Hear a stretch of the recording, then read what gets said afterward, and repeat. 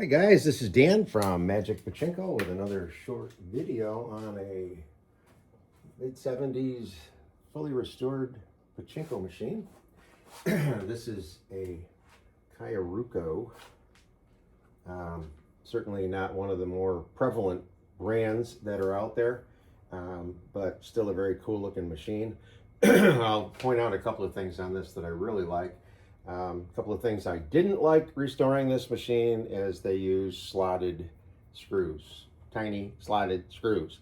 And this machine sucked up a lot of moisture. One of the reasons that we do restorations on the machines is to seal up the wood so they don't absorb moisture in the future. But when machines suck up a lot of wood, then all of the little screws and things that are screwed into the wood will rust, and boy, they're hard to get out.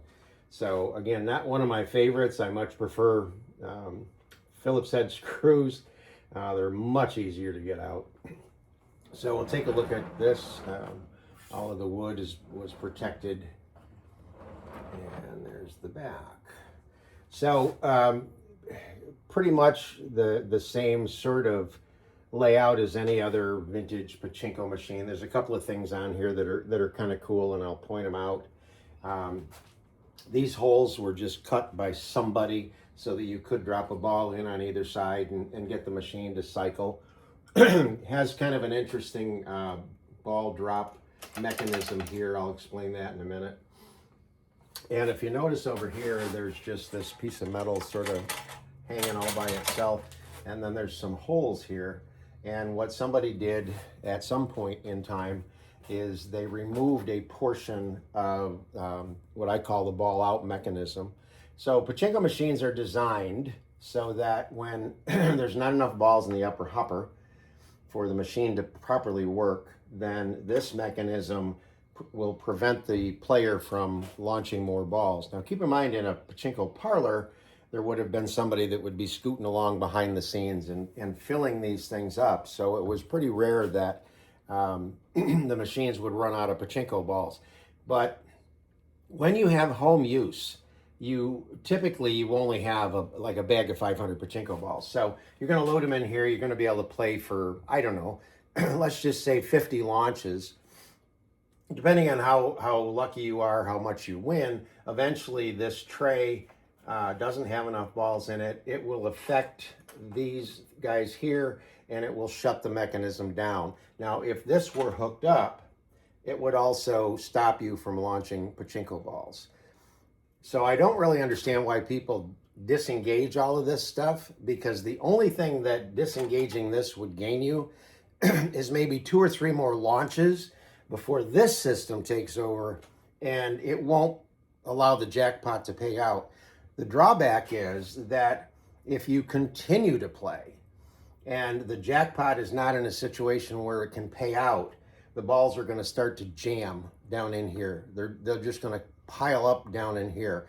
And that's the one thing I always caution my customers on, is that if you get a win and it doesn't pay out, you want to stop playing and find out why. And we can talk about that in just a minute. But that's what happens when you defeat the ball out system. So again, I'm not really quite sure why people feel it's necessary. So at any rate, this does not have the ball out feature. It does not have the ball out light functionality. That's all been stripped off. So what I did is there was a jackpot switch, and rather than having one of these bulbs be for ball out and the other one being for jackpot, the red would have been for ball out, the orange would be for the jackpot. I wired 2 bulbs up in there, and they both come on during a jackpot, which is kind of cool. All right, what else? Okay, so I'll talk about that in just a second. Oh, this is cool. Most pachinkos in the seesaw, you want to make sure your seesaw is like this rather than like this. Most pachinko machines have a little push rod under here. These have a little thing over here that you lift up on. And what's inside is a big pachinko ball. And it rolls onto if the seesaw's tipped this way, the ball rolls and hits this, pushes it up, and then the ball rolls off and goes back into its little sitting position here. So this is the way you reset the seesaw if necessary. You just push up on this little lever here, and it'll it'll roll that ball around. Pretty clever way of doing it. Okay, so this is a maintenance piece. These red forks should be pulled back so that the balls will flow. So if you get the machine and it's tipped forward, just pull this back. So the first thing you're going to do when you get your pachinko machine out of the box and set up is you're going to plug in your 12-volt power supply. And you just plug that into the wall, and then you come over here and plug it into the pigtail.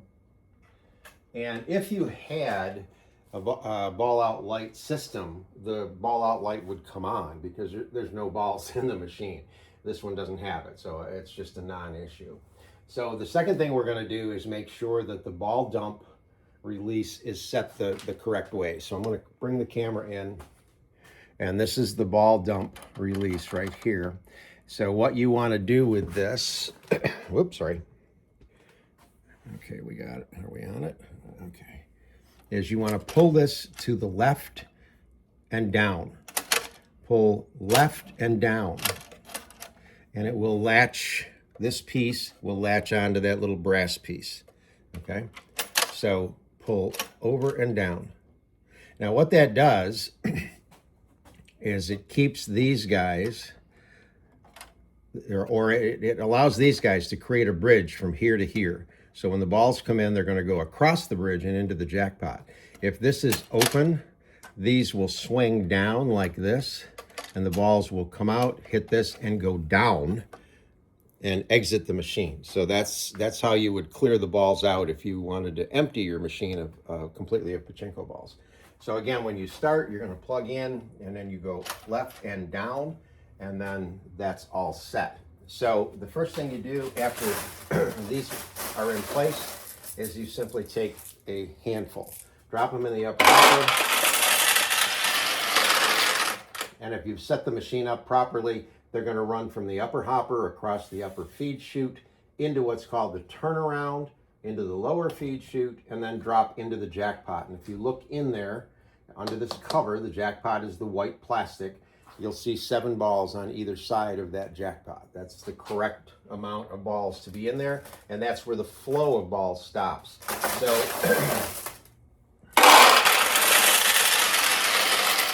as you continue to drop balls in, this chute, the turnaround, and this chute create that double row of pachinko balls. One side feeds one side of the jackpot, the other one feeds the other side of the jackpot. Now you can see this moving, and again, if the rest of the mechanism was here, it would be doing other stuff. But again, it's it's a moot point, as they say right now. So you want to make sure that you've got plenty of balls in here.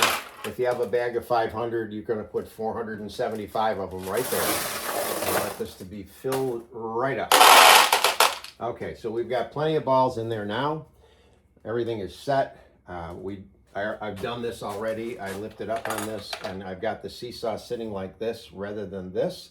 So the machine is now ready to accept a player to sit and actually play the game. So let's get it turned around. And then if you put 475 up there, you got 25 to throw in here. And they will feed down in. You can see them go down in through the clear glass so that you know that they're ready to go. And they start to queue up. So to properly play pachinko, you're going to put your fingers under what's called the finger rest. Pull this all the way down and let go.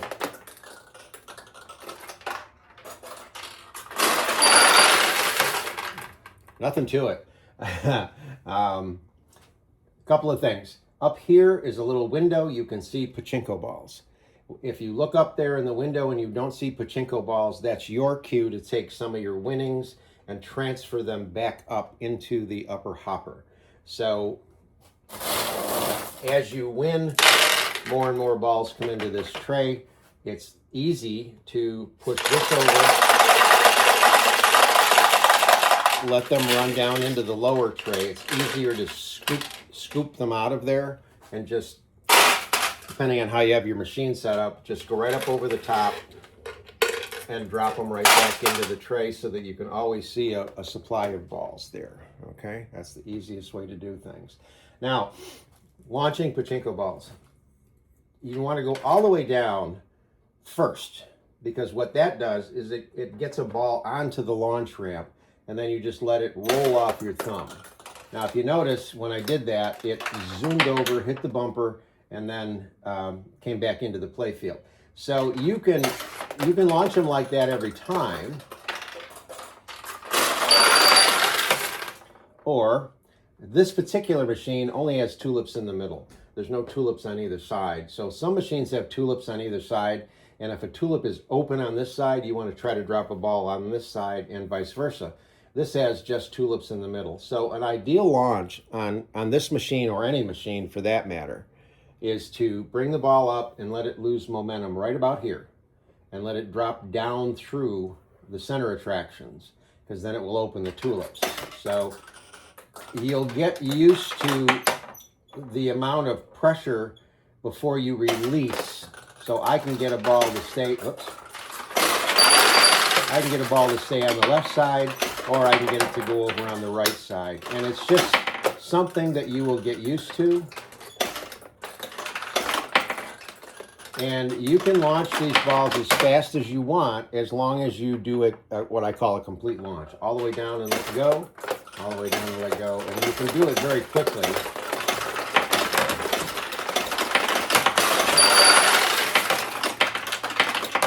Now, what you're hearing is the balls dropping out of the back, and I don't have my catch box back there. So you do want something big enough to go across this gap. This is where the winning balls will come out. This is where the losing balls come out. So anything, a shoebox, it doesn't matter.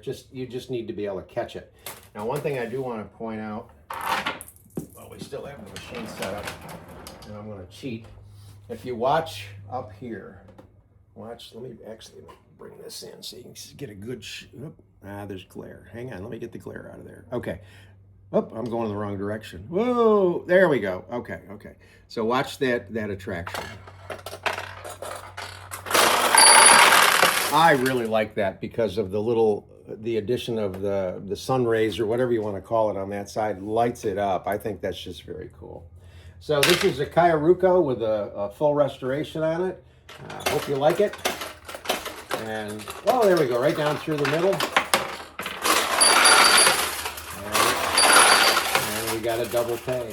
Okay, hope you like it.